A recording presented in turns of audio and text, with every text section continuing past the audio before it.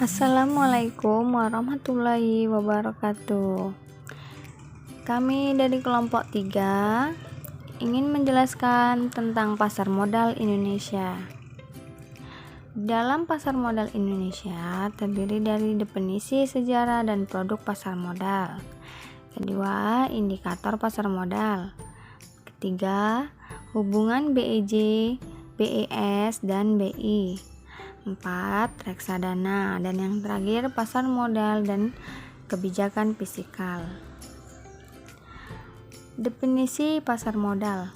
Pasar modal atau capital market merupakan pasar untuk berbagai instrumen keuangan jangka panjang yang bisa diperjualbelikan, baik surat utang atau obligasi, equity atau saham, reksadana, instrumen pasar lainnya. Pasar modal merupakan sarana pendanaan bagi perusahaan maupun institusi lainnya, misal pemerintah, dan sebagai sarana kegiatan berinvestasi. Dengan demikian, pasar modal memfasilitasi berbagai sarana dan prasarana, kegiatan jual beli dan kegiatan terkait lainnya. Selanjutnya yaitu sejarah pasar modal Indonesia. Pada awal abad 19, di mana pasar modal Indonesia merupakan permulaan dari aktivitas jual beli saham ataupun obligasi. Dalam buku Efek Times Gains disebutkan bahwa jual beli ini sudah berlangsung sejak tahun 1880. Kemudian pada tahun 1992, tepatnya pada tanggal 14 Desember, Amsterdam's Effectenbeurs membuka cabang bursa efek untuk yang pertama kalinya berada di Indonesia yang bertepatan di Batavia, Jakarta. Pasar modal ini merupakan yang tertua keempat untuk tingkat Asia setelah di negara Bombay, India, Hong Kong, dan juga Tokyo, Jepang. Awalnya, pihak pemerintahan Belanda mendirikan bursa efek di Batavia ini karena pada awal abad 19 tersebut telah terjadinya pembangunan secara besar-besaran, dan pembangunan tersebut untuk dapat berjalan dengan baik perlu adanya modal yang cukup banyak. Nah, jadi salah satu sumber modal yang digunakan pada saat itu adalah tabungan dari orang-orang Eropa dan juga Belanda yang mempunyai penghasilan di atas rata-rata. Jadi, intinya pada tanggal 14 Desember 1912, maka resmilah berdiri pasar yang satu ini dengan nama Vereniging voor de Effectenhandel. Artinya, Asosiasi Perdagangan Efek, yang terletak di Indonesia, tepatnya di Batavia, Jakarta, dengan efek yang diperjualbelikan berupa saham dan juga obligasi. Selanjutnya yaitu produk pasar modal Indonesia. Produk pasar modal Indonesia perlu adanya instrumen keuangan yang diperdagangkan di pasar modal, yaitu instrumen jangka panjang atau jangka waktu lebih dari 1 tahun. Bagian-bagian dalam produk pasar modal ini adanya saham, surat utang atau obligasi, reksadana, dana pertukaran dagang, dan juga derivatif. Baik, yang pertama yaitu saham. Saham adalah tanda penyertaan modal seseorang atau badan usaha ke perusahaan. Singkatnya, saham ini menjadi bukti kalau kamu penyuntikan dana sebagai pemodal utama di suatu perusahaan tersebut.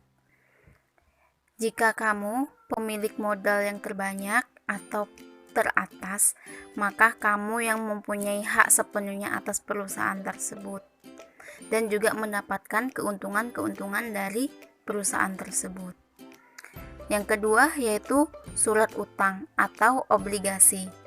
Surat utang atau obligasi ini adalah surat pernyataan utang dari penerima pinjaman yang diberikan ke pemberi pinjaman. Jadi artinya si penerima pinjaman ini yang menerbitkan obligasi sebagai bukti peminjaman. Biasanya kalau bukan pemerintah, perusahaan yang akan diterbitkan obligasi tersebut. Yang ketiga yaitu reksadana.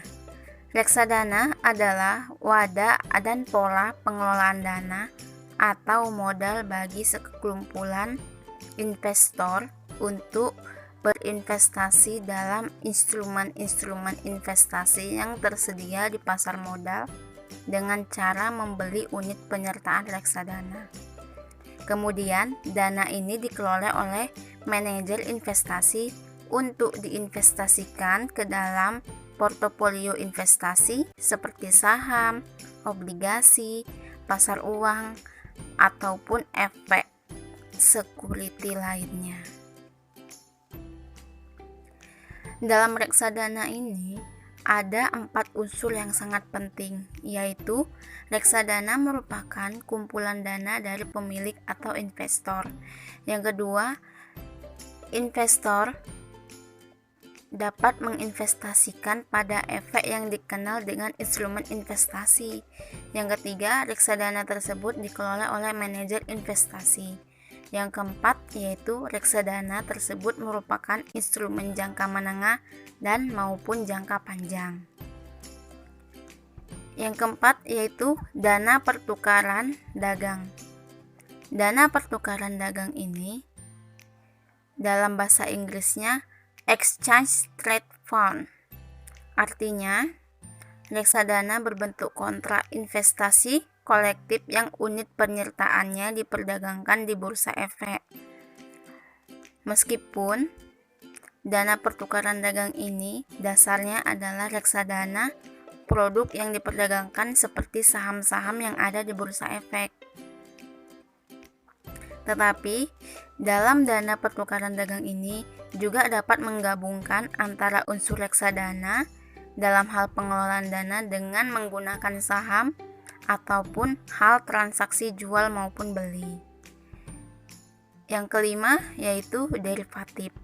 Derivatif adalah perjanjian atau kontrak antara dua pihak ataupun lebih untuk menjual serta membeli aset pada waktu yang ditentukan di masa yang akan datang dengan harga yang disepakati saat ini. Indikator pasar modal. Indeks harga saham adalah suatu indikator yang menunjukkan pergerakan harga saham. Indeks berfungsi sebagai indikator tren pasar. Artinya, pergerakan indeks menggambarkan kondisi pasar pada suatu saat, apakah pasar sedang aktif atau lemah.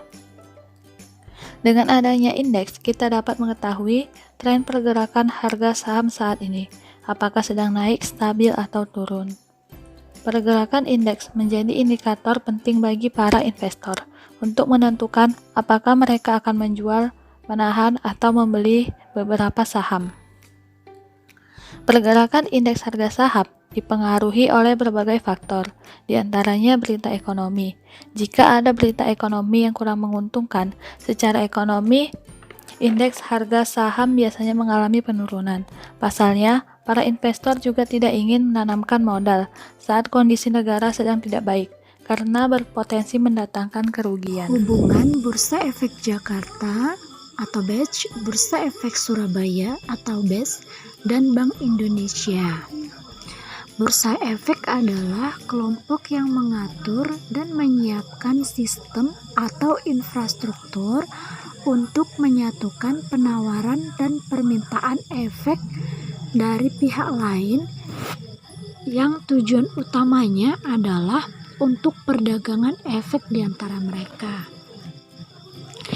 Di Indonesia ada beberapa bursa efek, antara lain Bursa Efek Jakarta atau BEJ, dan Bursa Efek Surabaya atau BES. Bursa Efek Jakarta adalah sebuah bursa saham yang awalnya bertempat di Jakarta, tempat di mana orang memperjualbelikan efek di Indonesia. Sedangkan Bursa Efek Surabaya merupakan bursa efek swasta pertama di Indonesia yang didirikan pada tanggal 16 Juni tahun 1989.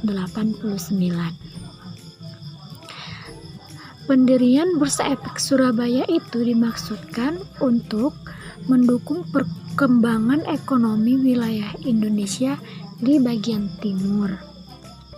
Nah, sekarang pemerintah memutuskan untuk menggabung Bursa Efek Jakarta dengan Bursa Efek Surabaya menjadi satu, yaitu Bursa Efek Indonesia. Nah, Bursa Efek ini juga merupakan pasar yang memiliki hubungan dengan pembelian atau penjualan sekuritas perusahaan yang telah terdaftar di bursa saham.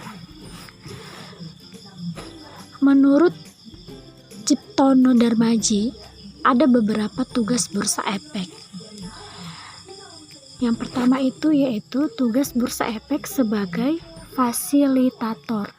Yang kedua, menyediakan fasilitas perdagangan efek.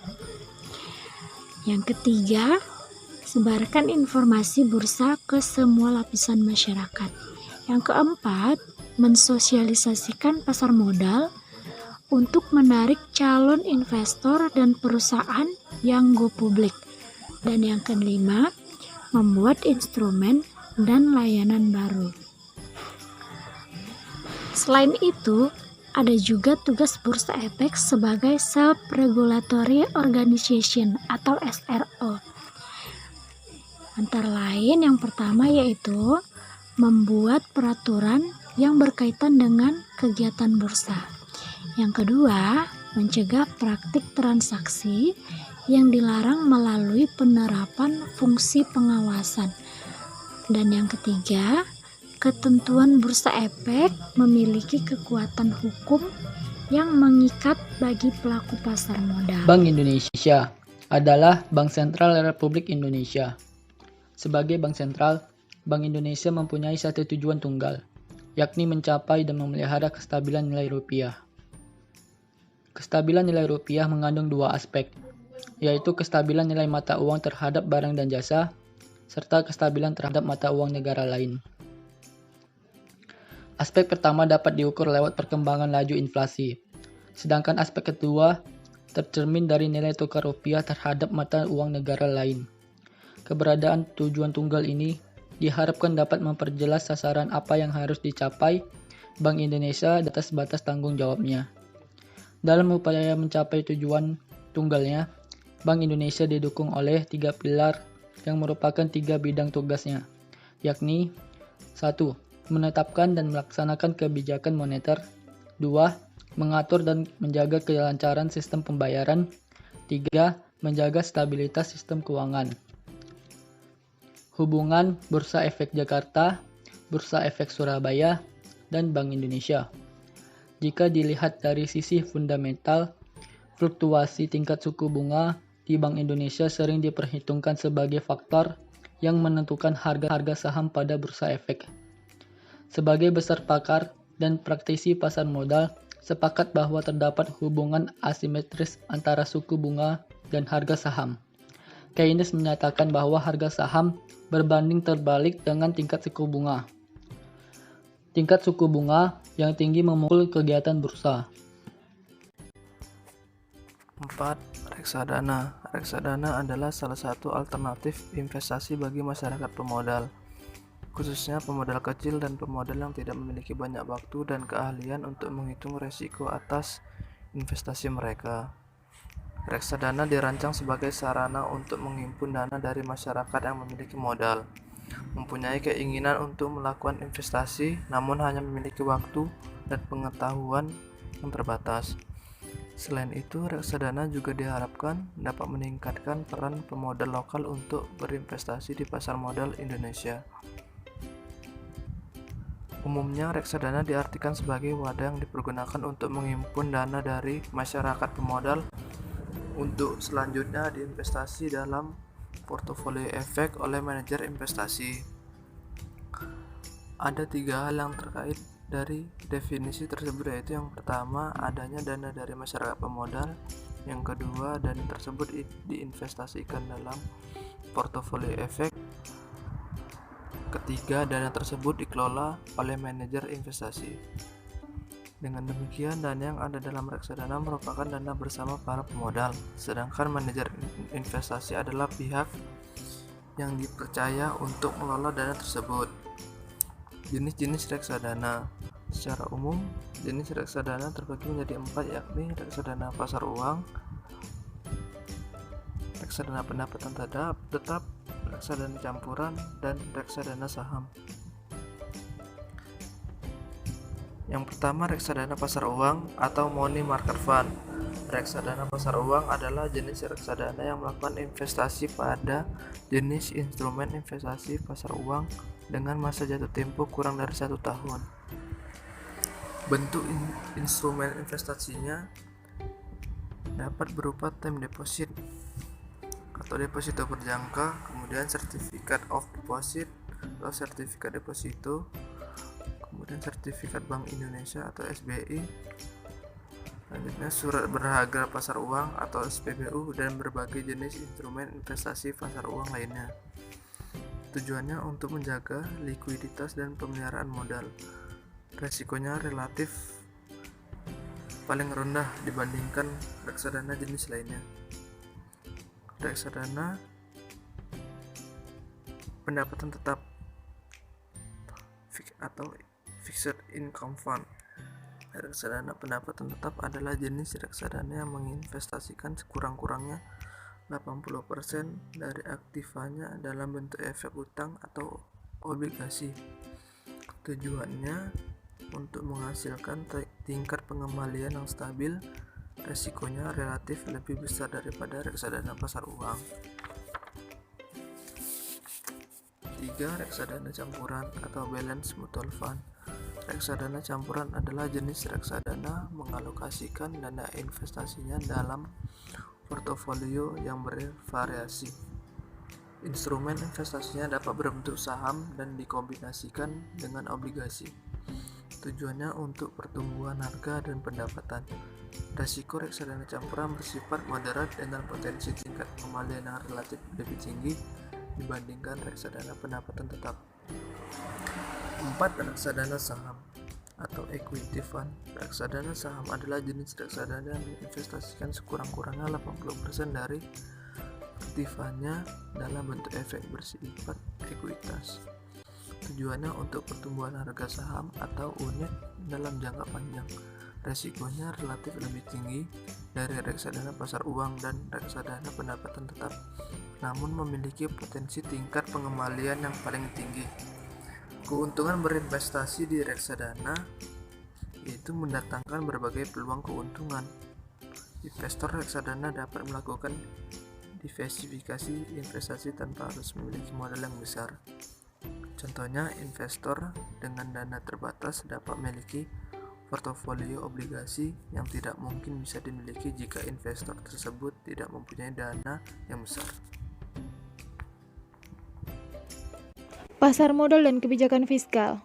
Sebagai salah satu instrumen perekonomian, maka pasar modal tidak terlepas dari pengaruh yang berkembang di lingkungannya, baik yang terjadi di lingkungan mikro maupun makro. Adapun yang terjadi di lingkungan mikro maupun makro. 1. Lingkungan ekonomi mikro meliputi laporan kinerja, pembagian dividen, perubahan strategi perusahaan, keputusan strategi perusahaan. 2. Lingkungan ekonomi makro. Peristiwa yang dimotori oleh kebijakan-kebijakan ekonomi makro, kebijakan moneter, kebijakan fiskal, regulasi pemerintah dalam sektor real dan keuangan. Fiskal Kebijakan fiskal keuangan yang dikeluarkan negara untuk mempengaruhi perekonomian menggunakan pengeluaran, pendapatan, dan perpajakan. Kebijakan ini digunakan bersamaan dengan kebijakan moneter yang diterapkan oleh bank sentral dan mempengaruhi perekonomian menggunakan jumlah uang beredar dan suku bunga. Tujuan kebijakan fiskal ialah untuk menciptakan perubahan ekonomi yang sehat. Idealnya, ekonomi harus tumbuh antara 2% sampai 3% per tahun. Pengangguran akan berada pada tingkat target alami sebesar 4,7% sampai 5,8%, dan inflasi akan berada pada tingkat target 2%. Siklus bisnis akan berada dalam fase ekspansi.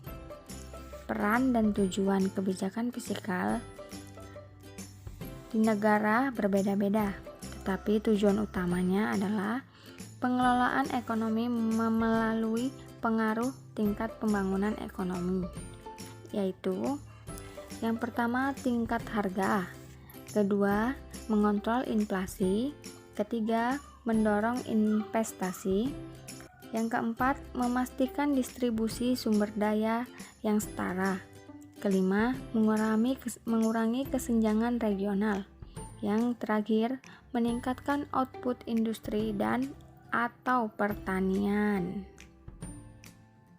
Nah, itu saja yang kami sampaikan. Semoga materi ini bisa bermanfaat bagi kita semua. Kami ucapkan terima kasih. Wassalamualaikum warahmatullahi wabarakatuh.